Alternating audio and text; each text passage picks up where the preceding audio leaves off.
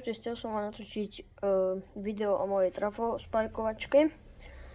Bol som raz na zbernom dvore a našiel som tam trafo zo spajkovačky, tak som si urobil z dreva takýto obal, pekný. No, pekný není, ale stačí. Tuto som dal PVC trúbku a z tej vecičky, ja to volám, že zasúka, čo zapichujete do zasúky. Tá.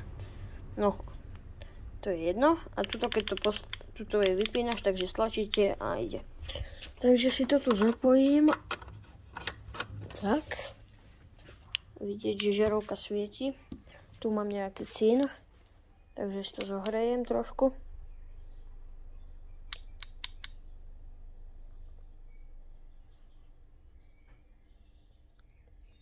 A tá nám pekne cína. Takže to bola moja spajkovačka a čaute.